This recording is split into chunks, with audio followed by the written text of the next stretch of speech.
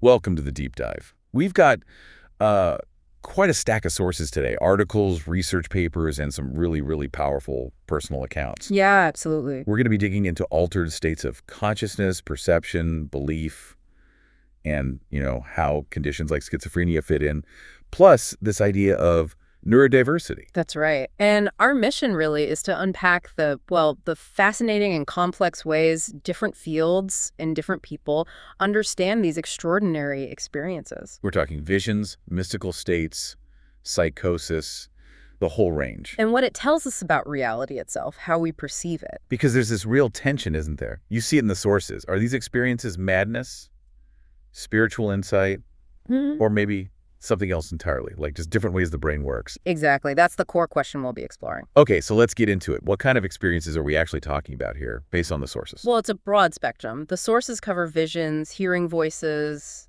spirit possession concepts, deep mystical states. Psychedelic experiences too, right? Near-death experiences, dreams. Dreams, yeah. And the symptoms we often link with conditions like schizophrenia. It's a huge canvas. And one thing that jumps out immediately is this friction between different ways of thinking about them. Oh, definitely. There's often this clash, as one source puts it, between psychiatric approaches, which tend to look for, disorder, and fields like the humanities or social sciences. Right, where they're trying to protect the cultural or religious meanings these experiences might hold. Precisely. And this isn't just a friendly debate. The source suggests it can be quite better, actually hindering useful conversations between, say, religious studies and psychiatry. But you found something interesting in the DSM-5 Psychiatry's manual. A little nuance. Yeah, a little surprising nugget. Despite that tendency towards, let's say, a medical explanation, the DSM-5 actually brings in a sort of explanatory pluralism. Really? How so? It basically says that experiences like disruptions to your sense of self aren't automatically dissociative identity disorder if, and this is the key part, if they are a normal part of a broadly accepted cultural or religious practice. Huh. So context matters, even in the official diagnostic guide. It's a small acknowledgement, but it's there. It opens the door a crack to say, okay, it's not just about the symptoms in isolation. Which leads straight to the big challenge. Yeah. How do you tell the difference? Based on these sources, how do you distinguish a, let's say, profound spiritual moment from something considered psychotic? It's tricky, and the sources suggest context is paramount, but they also point to looking closely at the content and the memory of the experience. Okay, talk me through the content part. So spiritual experiences are often described as having specific, detailed content. Sometimes they're even perceptions that, could theoretically be checked out later. They often feel structured, maybe fitting within a known spiritual tradition or having similarities across cultures. Whereas psychotic experiences. Often described as more vague, maybe non-specific. They tend to lack those verifiable elements and feel much more idiosyncratic, unique to that person's inner world, without those external anchor points. And the memory aspect, that sounds crucial too. Very much so. The sources highlight that spiritual experiences are often recalled as feeling intensely real, sometimes realer than real. People remember them vividly decades later. Psychotic experiences, even if terrifying at the time, are frequently remembered later as feeling unreal, confusing, dreamlike. And that memory tends to fade or become fragmented over time. That's a fascinating distinction. The sources gave an example related to near-death experiences, didn't they? Yeah, a really good one. Imagine someone survives a crisis. Believing it was a miracle so they could raise their child, that interpretation helps them adapt, find meaning. It makes sense in their life story. Right, restorative. But contrast that with believing you were sent back by, aliens to infiltrate a government. The content itself feels disordered, potentially dangerous. It doesn't connect adaptively to the person's life. That pattern sounds more like psychosis. It's the narrative coherence almost. Exactly. And the personal accounts in our sources, wow. They really bring this internal landscape to life. Tell me about those. Well, one person describes their madness as both fantastic and sheer hell, all at once. That tension again? Yeah. Feeling wild and free, but also being completely debilitated, like terrified the tap water is poisoned or the toilet paper has cyanide on it, just basic functioning gone. God, that sounds awful. And this person really pushes back against any romantic notion of, suffering for your art or visions if it means total collapse. They argue for balance, for wellness, for just surviving as the real goal. A very grounded perspective from someone who's been through it. Incredibly grounded. They even wonder if maybe someone like Jesus was a mix of this madness and super wellness, suggesting maybe embracing the wild, mad, and free part, but in a balanced way, is important. That's a provocative thought. Mhm. What about the other counts? Another person makes this really interesting distinction within their own mind. They talk about prophetic visions coming from a super well part of their brain Okay. versus these exhausting, unwanted schizophrenia symptoms like tactile hallucinations, feeling persecuted coming from an unwell and mad part. So they value one kind of experience but not the other. Exactly. They want the visions, find them meaningful, but desperately want the illness part to stop. And they acknowledge even the visions can be overwhelming, too much. How do they frame those visions? Almost like a form of active scanning, surveying the environment, preparing for life's unpredictability, like nature's bad weather. Interesting analogy. Yeah, and they contrast it with human certainty, our hubris, saying that natural disasters, for instance, strip that away and force us back to basics like love and compassion. A very different way of seeing things. And the third account. That one describes falling into insanity where everyday things, coincidences, bits of conversation, things on the radio suddenly felt spectacularly meaningful, but in a terrifying way. Like patterns emerging everywhere. Exactly, but horrific patterns, burned into memory, floodlit, as they put it. So intense they even thought their deceased mother was somehow involved. Just wow. These accounts really underscore the subjective intensity, don't they? The gulf between insight and suffering. Absolutely. They're not just case studies, they're testimonies to radically different realities. And the sources also touch on this link, or potential link, between some traits associated with schizophrenia and creativity. Yeah, it's a complex area. Traits like divergent thinking, maybe a bit of eccentricity, sometimes seen in relatives who don't meet the full criteria for diagnosis. Like the John Nash example. He's often mentioned, yes. And there was a study cited where people with schizotypal traits actually did better on a specific creative test than both people diagnosed with schizophrenia and control groups. So, suggesting maybe a different kind of thinking process that, in some ways, could foster creativity. It hints at that possibility, yes. That there might be something about that cognitive style that lends itself to making unusual connections. Okay, this is where, for me, it starts to get really mind-bending. Because these experiences inevitably make you question perception itself. What is reality? Precisely. We run smack into fundamental philosophical problems. How does what's inside our heads relate to what's, out there? The sources mentioned the underdetermination problem. Right. In perceptual psychology. Basically, the raw data your senses get, light hitting your retina, sound waves hitting your eardrum, doesn't automatically tell you the single definitive cause in the external world. Like seeing a shape. Could be a shadow, could be paint. Exactly. The same sensory input is compatible with multiple possible real-world situations. Your brain has to interpret, make a best guess. So our perception isn't just a passive window onto the world. Not at all. Which leads to this idea that the world we experience is fundamentally observer-dependent, meaning our sensory equipment shapes our reality. A bat sees the world with sonar, a dog smells things we can't even imagine. Their sensory worlds are vastly different from ours. And even between humans, right? Our brains aren't identical. Absolutely. Bertrand Russell had that famous example of the table's color. It depends on the light, on the observer's eyes. It's not some fixed property in the table. We each live in slightly different individual sense worlds.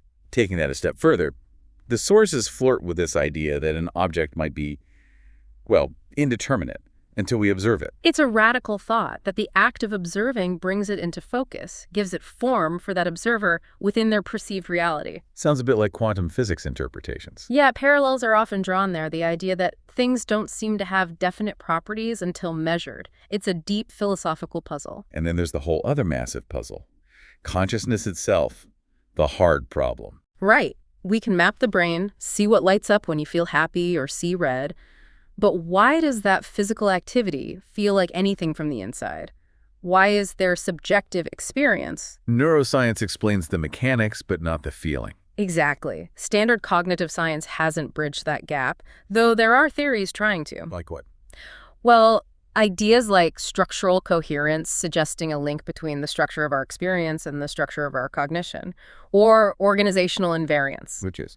The idea that consciousness depends on how a system is organized, its causal patterns, not just what it's made of. So theoretically, consciousness might not be limited to biological brains if the right organization is there. And integrated information theory, IIT. That sounds mathematical. It is. It tries to quantify consciousness using a measure called Aya, or phi. Yeah. It's about how much the system as a whole has causal power beyond its individual parts. Higher phi, potentially more consciousness. Okay, let's connect these big ideas back to the altered states we started with. Dreaming, for instance. Dream research is fascinating here.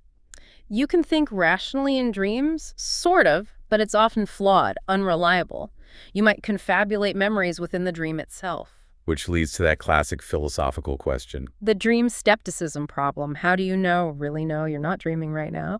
It highlights the potential fragility of our reality testing. And hallucinations philosophy debates whether they're even the same kind of mental event as real perception, right? Yeah, disjunctivism argues they're fundamentally different, even if you can't tell them apart subjectively.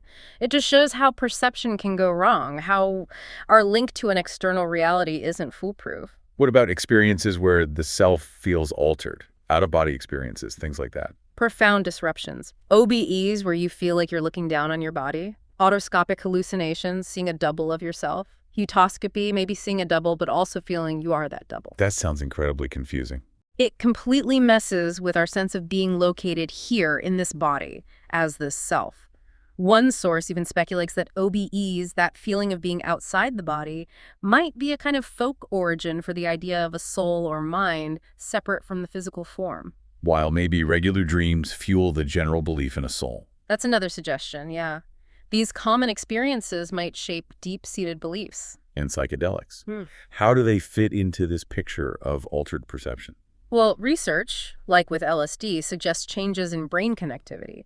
It seems to increase links between sensory areas while maybe decreasing links involved in high-level interpretation. Which could explain that feeling of raw, intense sensory input. Plausibly, yes. Heightened senses, maybe less conceptual filtering. And then there's that interesting ayahuasca study. About time perception. Yeah, finding that time estimation was actually less distorted with ayahuasca than without it, which was unexpected compared to other hallucinogen studies. It just shows these effects are specific and complex. Okay, so given this incredible variety and subjectivity, how we frame these experiences becomes absolutely crucial. Which brings us to things like critical psychiatry. Right. Critical psychiatry really questions the dominant medical model. The idea that something like schizophrenia is purely a brain disease, end of story. What's their argument?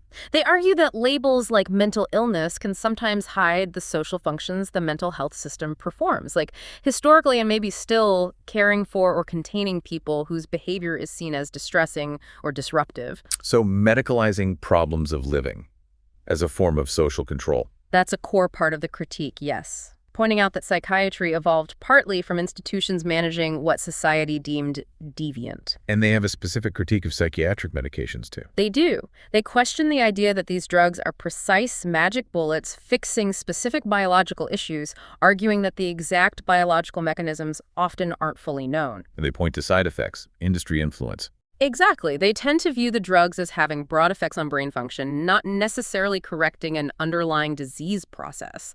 They raise questions about the influence of pharmaceutical companies and whether rising prescription rates have actually led to better overall outcomes. So what's the alternative they propose? A drug-centered approach? Yeah, that term comes up. It means shifting the focus. Instead of this drug treats this disease, it's more like this drug has these effects. Let's understand those effects, the desired ones and the unwanted ones. More collaborative, it sounds like. Very much so. Encouraging open discussion about harms and benefits, really listening to the patient's experience, and acknowledging the huge role of expectation, meaning the placebo effect, the whole psychological and social context of taking medication. Less about a chemical fix, more about understanding the person's whole situation. Precisely. Emphasizing meaningful responses to life circumstances, rather than reducing everything to a biological disease model. Which connects really nicely to the concept of neurodiversity. It does, doesn't it? Neurodiversity challenges the idea of a single normal or correct way for a brain to work. It suggests variation is natural. Exactly. Neurodivergence, things like autism, ADHD, dyslexia, maybe others just means having a brain that processes information differently in a less common way. The sources mention estimates like 1 in 5 people might be neurodivergent. And that difference shows up in everyday ways, Yeah. right? Like how sounds are processed. Yeah, that I'm a Gorilla study was mentioned. Autistic people were better at detecting an unexpected sound in a noisy environment, suggests different auditory filtering, or differences in processing nonverbal cues, social interactions. So, bringing it all together, could some of the experiences we've talked about, the ones often labeled psychotic or pathological, be understood, at least sometimes, through this neurodiversity lens? That's the provocative question raised. Could some intense visions, unique perceptual worlds, different ways of connecting ideas, could they be seen not just as illness, but as examples of brains working very differently, further out on the spectrum of human variation? Rather than inherently broken, Yeah. just different. That's the shift in perspective it invites. Less judgment, perhaps more curiosity and understanding, as one source puts it. Acknowledging that diverse ways of experiencing reality might just be part of the human condition. How do we support people whose inner worlds are significantly different? That feels like a really important point to end on. What a journey this deep dive has been. It really has. We've gone from these intense, sometimes terrifying, sometimes profound subjective states into the deep weeds of perception and reality. Looked at how the brain might create belief and examined these different frameworks, medical, critical, neurodiversity. All shaping how we understand these experiences. And clearly there are no easy, unified answers. The value seems to lie in holding these different perspectives together from philosophy, neuroscience, psychology, and especially from personal testimony. Yeah, even that little clause in the DSM-5 hints at the need for broader explanations, for context. Absolutely. Hopefully, for you listening, this has sparked some connections, maybe offered some aha moments. So maybe a final thought to leave you with, drawing from all this. If our perception is so deeply tied to our individual brains, our senses, our history, our culture, creating these unique individual sense worlds, what does that really mean for how we think about a shared reality? And perhaps more importantly, how might understanding these different ways of processing the world, whether through the lens of neurodiversity or those powerful personal accounts, change how you interact with the world and with the diverse people who inhabit it alongside you?